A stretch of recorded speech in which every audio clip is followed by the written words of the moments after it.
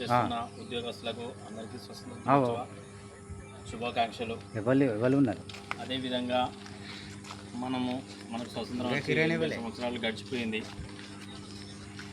ఎంతో ఘనంగా మన ఏ గారు లింగాయనో జెండా ఆవిష్కరించి ఉంచడం జరిగింది. అదేవిధంగా మనకు ముఖ్యంగా ఇది సేఫ్టీ ఇంపార్టెంట్ కాబట్టి ప్రతి ఒక్కరు సేఫ్టీ మీద ఖచ్చితమైనటువంటి హెల్మెట్ కానీ, గ్లౌజులు కానీ,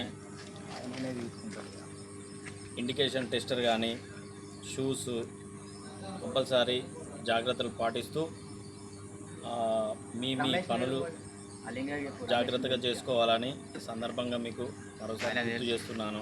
మీకు తెలియని కాదు, కాకపోతే చేస్తే బాగుంటుంది. మన తోటి కార్మికుడు మొన్ననే ఇక్కడ అలా యాక్సిడెంట్ జరగడం చాలా బాధాకరం. దాన్ని మేము చాలా బాధగా పరిగణలోకి తీసుకుంటున్నాం. పోలెక్కేటప్పుడు కనీస జాగ్రత్తలు తీసుకోవాలని నేను మీకు విన్నవించుకుంటున్నాను. ఈ అవకాశం ఇచ్చిన మీ అందరికీ నా కృతజ్ఞతలు. Thank you. మాట్లాడవలసిందిగా కోరుకుంటున్నాను.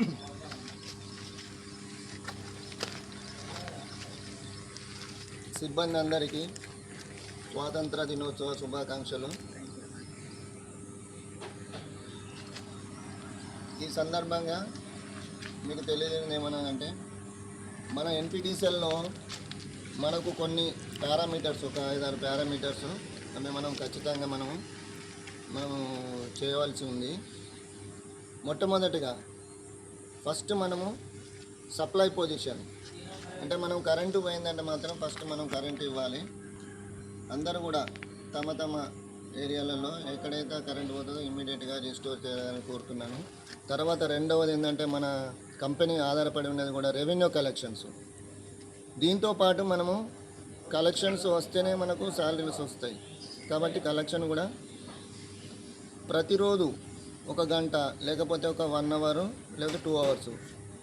మళ్ళీ అదేవిధంగా ఈ కలెక్షన్ స్పెషల్గా మనం ఎప్పుడు స్టార్ట్ చేస్తామంటే బిల్లింగ్ అయిపోయిన తర్వాత చేస్తాం. కాబట్టి అట్లీస్ట్ 20 తారీఖు నుండి కొద్దిగా కలెక్షన్ మీద కాన్సన్ట్రేషన్ చేసి తమకు డిమాండ్ ఏదైన దాన్ని తీసుకురావాలని కోరుతున్నాను. మళ్ళీ రెండవది ఏంటంటే, ఈ డిస్ట్రిబ్యూషన్ ట్రాన్స్ఫార్మర్ ఫెయిల్యూర్స్ను కూడా మనం తగ్గించడానికి మినిమం అంటే ఎంతవరకు అయితే తగ్గించి ఫెయిల్యూర్ను అరికట్టడానికి మనము ప్రయత్నం చేయాలి. దానికి సంబంధించిన చర్యలు కూడా తీసుకోవాలి. ఒక ట్రాన్స్ఫార్మర్ ఫెయిల్యూర్ వాళ్ళు రిపేర్ చేస్తే మనకు 30 నుండి 40 వేలు కంపెనీకి నష్టం ఉన్నది. కాబట్టి నువ్వు ఒక ట్రాన్స్ఫార్మర్ కాపాడితే మనం కంపెనీకి లాభం చేసిన వాళ్ళం అవుతుంది. ఈ ట్రాన్స్ఫార్మరు ఫెయిల్ కావడానికి కారణం ఏంటిదని మనకు ఆడ ఫీల్డ్ ఇన్స్పెక్షన్ చేసినప్పుడు మనకు తెలుస్తాయి. కాబట్టి అక్కడ పోయినప్పుడు, మీరు ట్రాన్స్ఫార్మర్ పోయినప్పుడు ఖచ్చితంగా లూజ్ లైన్స్ ఉంటే లూజ్ లైన్లు ఉన్నాయా, స్పేసర్లు పెట్టడం, ఎల్టీలో చెట్లు ఉంటే కంపల్సరీ చెట్లు కొట్టించడం.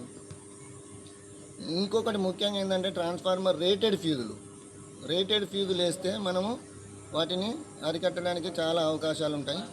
కాబట్టి ప్రతి ఒక్కరూ ఈ మనం డిపార్ట్మెంట్ సప్లై చేసిన రేటెడ్ ఫ్యూజ్ వైర్ వేయాలని కోరుకుంటున్నాను.